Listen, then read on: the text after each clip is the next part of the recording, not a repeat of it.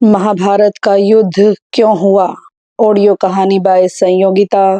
भाग एक। अन्याय, ईर्ष्या और मौन की लंबी कहानी। यह कहानी युद्ध से पहले की है।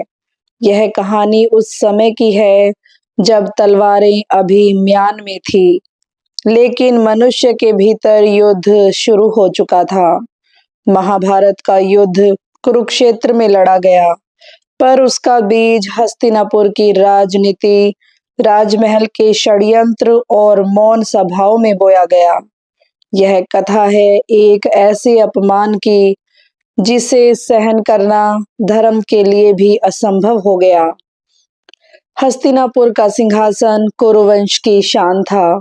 राजा शांतनु के पुत्र देवव्रत, जो आगे चलकर भीष्म पितामह कहलाए, पिता की खुशी के लिए भीष्म ने आजीवन ब्रह्मचर्य की प्रतिज्ञा ली। यह प्रतिज्ञा महान थी, पर इसी प्रतिज्ञा ने कुरुवंश को उत्तराधिकारी संकट में डाल दिया। राजा विचित्रवीर्य की मृत्यु के बाद राजगद्दी का प्रश्न उठा। धृतराष्ट्र जन्म से अंधे थे, इसलिए राजा बने पांडु। धृतराष्ट्र को राज्य तो मिला नहीं, लेकिन सत्ता की छाया उसके हृदय से कभी नहीं हटी। राजा पांडु एक शाप के कारण राजकार्य छोड़कर वन चले गए।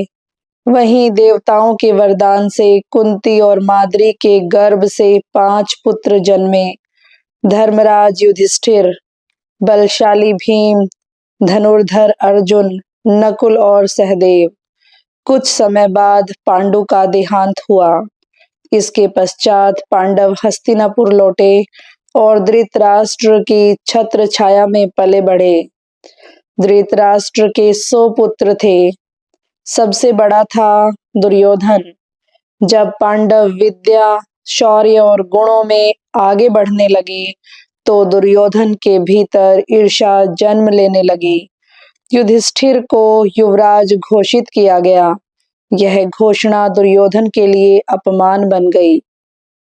दुर्योधन को सीधी लड़ाई नहीं, कुटिल नीति सिखाने वाला उसका मामा शकुनी था।